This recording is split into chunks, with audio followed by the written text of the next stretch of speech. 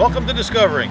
Tonight I'm in Harris for the 16th annual WYKX Island Resort and Casino Deer Poll, where we'll take a look at some great bucks and find out how they ended up in the back of a pickup. We'll also be checking in at Northwoods Wilderness Outfitters in Iron Mountain for their annual Successful Hunters Night. 107. And keep an eye on the bottom of your screen for the results of tonight's survey. We'll be asking hunters how 2013 stacks up against last year. All that and more, so sit back, put your feet up. It's Monday night and time for Discovering. The secret streams that flow beneath the cliffs of colored stone, forest thick and healthy with birch and pine and oak, surrounded by the greatest lakes this world has ever known. The black bear's awesome presence as he roams the hills and fields, call of the timber wolf, the loon's lonesome trill, the eagle soaring high above, the trout lies deep and still. These are what I treasure, the only way I measure feelings that I have for this fine land. There is so much to discover when you're a long-time lover of northern Michigan.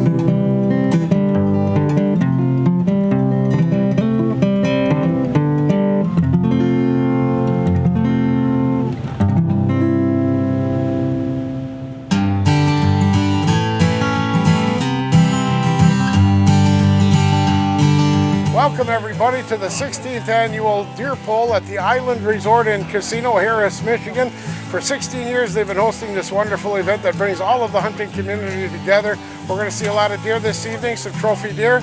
We're going to see some youngsters as well. This is an event that's co-sponsored by many entities, including UP Whitetails Association. And we also want to thank the DNR. They're here tonight checking and aging the deer and registering them for the official count that the biologists will use for determining some of the numbers for next year.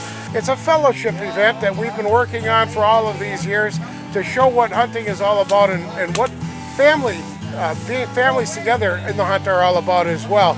A lot of kids come in every year and it seems to be growing in popularity, and there's a lot of effort right now to get them involved.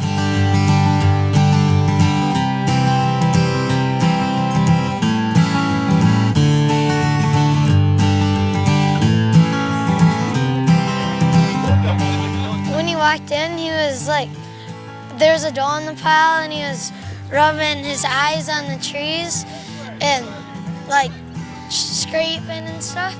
And he came in and he was facing me, and I was gonna shoot him in the neck, but my dad said no, to wait for him to turn broadside. And then right when he turned broadside, the doe got in the way, so then I had to wait again. And then he turned towards me right when the doe moved. So he was in there for a long, long time. And then finally he turned broadside and I shot him like up by his shoulder up here, and he didn't take a step. Dropped right there. This is my first one. It's pretty fun. This is my first buck, 10-pointer. And he came in the afternoon and shot him with 270.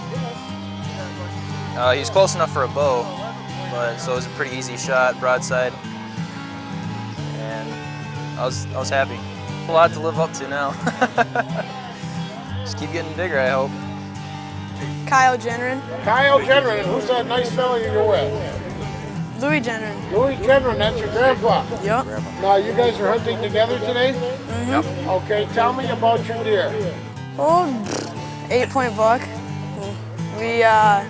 We were hunting Bark River at my grandma's house, and from about 100 yards today about 230, shot him. That's what it's all about. I almost quit hunting myself, being 75 years old. And this is giving you a reason to get back. Without it, I wouldn't be hunting anymore. How does it feel about being able to hunt with someone like your grandpa? I wouldn't like to hunt with anybody else, really.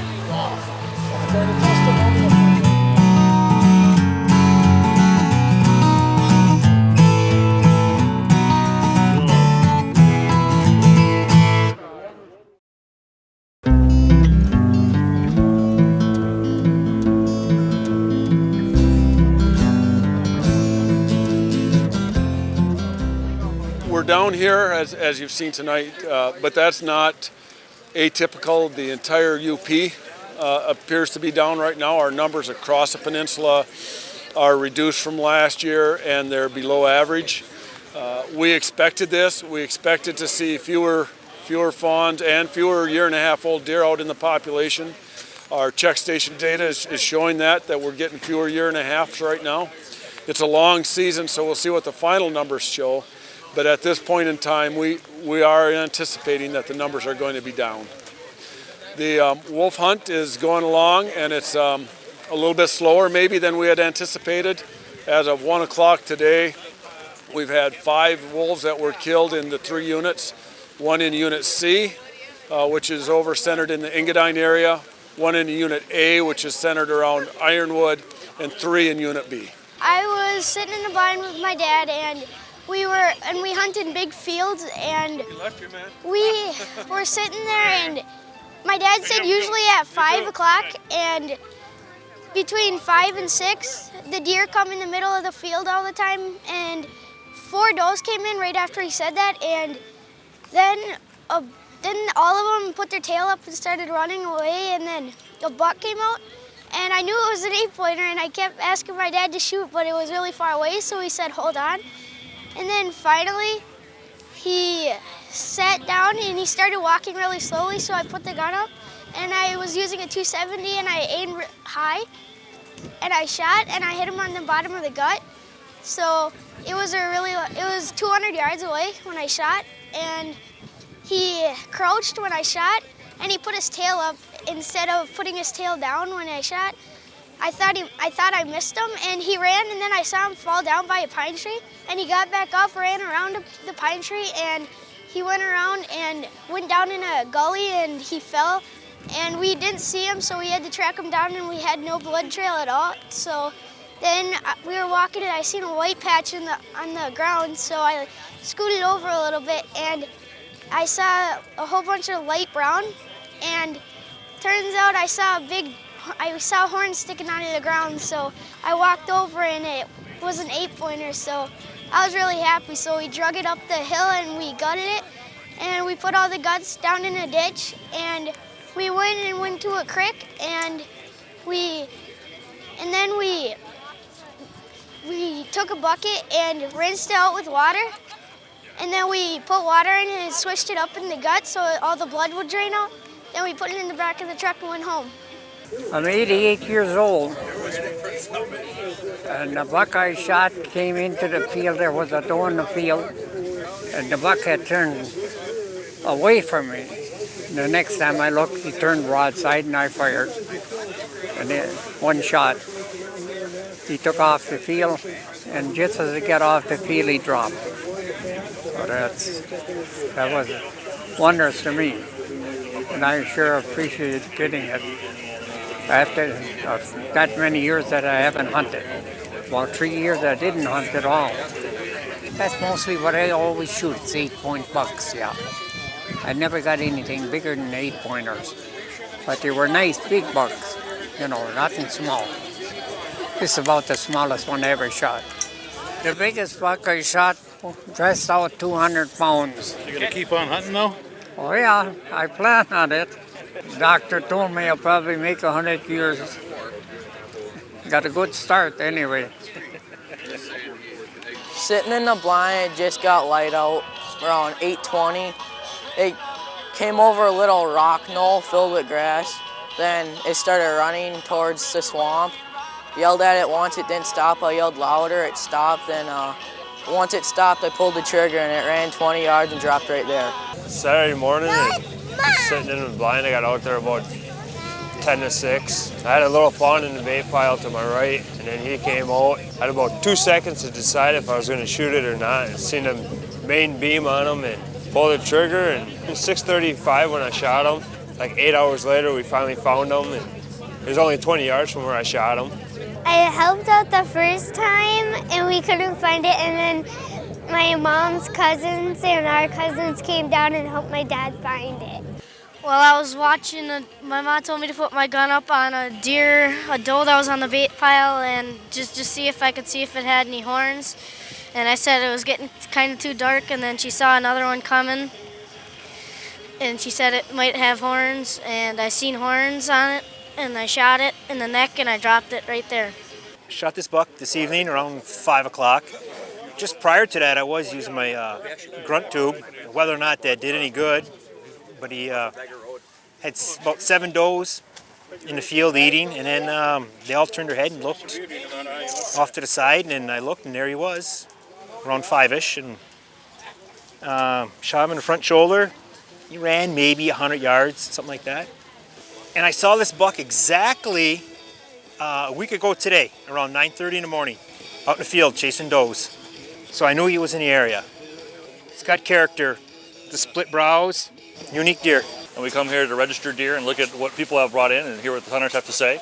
We're looking to take biological measurements off the animals and then hear what they're saying about what they're seeing in the woods, what the deer activity is like, what the other hunter activity is like. And it gives us a real good indicator of what's going on with the deer herd in the local area. One of the things the hunters are reporting to us, not only here but at many of the check stations, is they're seeing fewer animals.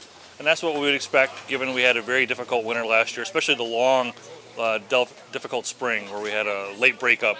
So that has a big impact on the number of animals we're going to see because of the fact we have very few fawns that were recruited this year. And then the winter before that, we also had a hard winter, so you have a lot fewer 1.5 years in the herd. So the predominant animals that most hunters are going to see when they're afield are going to be 1.5 years or fawns. So you thin the ranks of those 2 cohorts, you see less animals. And then on top of it, we're looking at a Friday opener, so probably from Tuesday or Wednesday on, there's been a lot of human activity in the woods. A lot of people out checking their trail cams, putting out bait, putting out blinds, things of that activity. So it makes the deer pretty spooky. And then we have, the rutting moon is what people call it. So you have a high moon, so deer are, more active at night. That's what hunters are telling us. They're seeing a lot of deer on their trail cams in the evening, and at nighttime they're picking up animals. So they know there's deer around. They're just not seeing them during the daytime. And then with the weather on top of it, you throw the warmer temperatures, and movement is minimal. Deer are not nutritionally stressed. They're not burning calories because it's warm. So it's kind of to be expected. We'll see what the cold weather and the rest of the season brings. There's lots of opportunity left.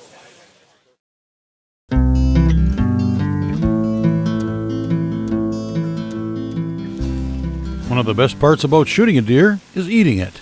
Here's a couple of ideas you may not have thought about. Well, there's a lot of different ways you can prepare your deer. Many people throw the heart and the liver away. The heart and liver are excellent, but you don't want to overcook the liver.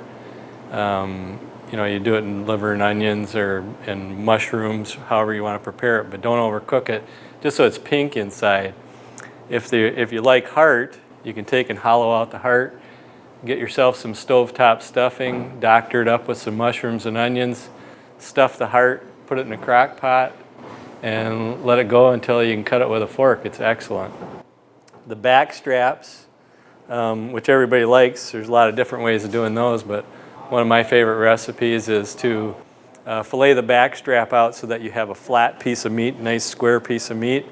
You can pound it, or if you have one of the Jacquard meat tenderizers, you can pound it with that. But if you just have a tenderizing hammer, pound it out so it's nice and flat.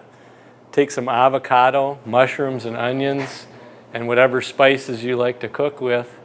I like to put a little garlic in it and some nature seasoning, and make a paste out of that, and then spread that over the top of the loin, and then roll it up, and then wrap it in bacon and toothpick it, and then place it on your grill. If you've got a grilling stone, it works best, but if you just got to place it on the grates, that's fine too. You just got to watch it a little bit closer because the bacon will drip down and catch on fire, so you got to be careful with that. But when the internal temperature hits 150 degrees, it'll make your tongue slap your brains out, and it's just excellent. There's no limit to what you can do. Hindquarters, you can do cube steaks with them. I recently shot a deer and turned the hindquarters into pastrami. There's marinades that you can get all the marinating recipes on the internet for making different smoked meats. There's no limit to what you can do. The biggest thing I would tell people with taking care of venison is don't parade it around in a car for 2 weeks, showing your buddies. Get it taken care of and you'll have the best meat you could ever eat. I also paid a visit to Northwoods Wilderness Outfitters in Iron Mountain to check out what is the longest running buck night in the Upper Peninsula.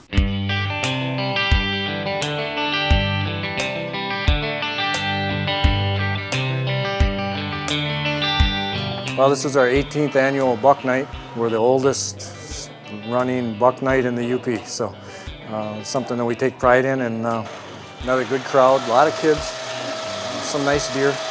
Not a lot, but some very nice bucks. I know Bill Scullin from the DNR was telling us that he thought they were very nice. Some 2.5, 3.5-year-old bucks in there. 107. A couple of the kids had really nice deer. We gave away around $1,000 in prizes. Hess Knife donated one of their very nice capers. It's a $90 knife. We gave away one of our Hidden Hunter blinds that was $270, plus Buckmasters threw in about $400, $500, $600 worth of prizes on top of that. So very good night, a lot of happy people. And that's what this is all about. Family-oriented fun. Everybody comes out, has a good time, talk to people we haven't seen for years, and we even got our old buddy Buck Lavasser here. And I know he signed some autographs, and I think a couple of older women came in and gave him a hug, so it made his day. So. Randy always puts on a good show here, and unfortunately, like the other big buck night, which is at the island, deer numbers are way down. I can't believe how low. I hunted the first day in Upper Pine Creek on the first day of the youth hunt and didn't see anything. And then the second day I went to Felch and I shot this. It was at like 45 yards, and it was, and I shot with the 30-06. And when I was hunting an orchard in the tree stand, it ran 25 yards and peeled over.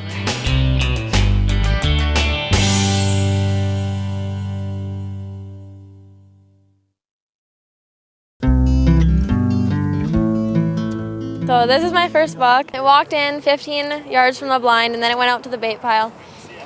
And I took my first shot at it, and I missed. But then I got it on the second one, and it ran about 10, 15 yards, and then it dropped. I'm donating it to Buckmasters, and I'm mounting the horns. Well, it started off with Caitlin here, getting her 8-pointer opening day of the youth hunt. She was sitting with me at a post up at camp, and I think later in the afternoon he came out and she made a perfect shot. He made 2 hops and that was it. So, and then my guy here, it was 9 o'clock in the morning. He stepped out following the doe, and I got him on a walking shot, and I was down field dressing this one. She calls me, I got an 8-pointer in, I got an 8-pointer in, can I shoot it? And they go ahead, and so got done field dressing one, went and got hers, did another one, and that's her first deer, a nice 8-pointer. So we did good, all 3 of us got 8s. Well, I got my buck in a post by our camp, and I was in there with my dad. We were about to leave, and then we saw a doe come in. We only saw like 3 deer, and then a buck came in after the doe, and it was the 8-pointer. I got excited, and when I was about to pull the trigger, another doe came in, and I almost shot that with it. So my dad had to put it back on safety. Then I got it, I hit the liver, the guts, the heart, and the lungs, and the shoulder. When it hit the guts, there was green stuff coming out, so that's why I ran. I ran away. Well, Buckmasters have been in the community for 19 years. Our local chapter, we've got 200 members. We've got a lot of great donors in the community that makes our foundation what it is. And a night like this is something that we look forward to every year, and we like to be a part of it because we get to see the youth, we get to see a lot of the community hunting. And we get a lot of publicity over it with donated deer. Tonight we had 4 deer donated, which is, I think, an all-time record for us at this night. And what we've done over the years is that we've produced 200,000 pounds of ground venison that we can supply to our local food banks. And it's great when we bring that to these people who are in need in the wintertime. And it makes us feel good, it makes the community feel good, it makes all of our sponsors who donate to our chapter feel good that they can provide something like this to the community when they actually, in a time of need. You ever wonder about the best way to get rid of all those old rifle shells and shotgun shells you got laying around the cabinet? I talked to Steve at UP Hunters Gunsmithing to find out. Virtually every household that has hunters in it, there gets to be an accumulation of old ammunition that get cases that are very badly corroded or that are damaged, that the bullets got pushed down in, particularly from the lever action guns. A person needs to dispose of these from time to time and should, but you don't want to just put them in your trash because there's a danger to the people at the landfill or wherever the trash is going to end up at. And so you should dispose of them properly.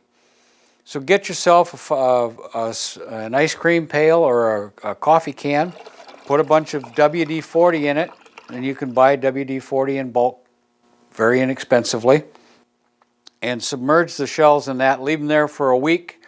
After that, they'll be inert.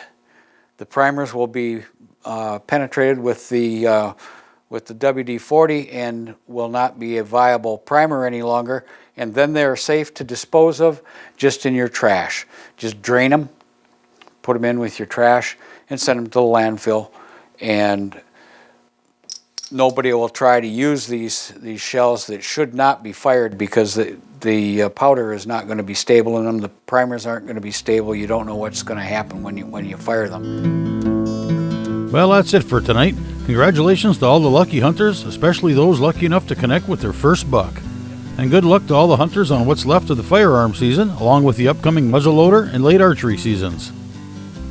Thanks for watching, and we'll see you next week, right here on Discovering.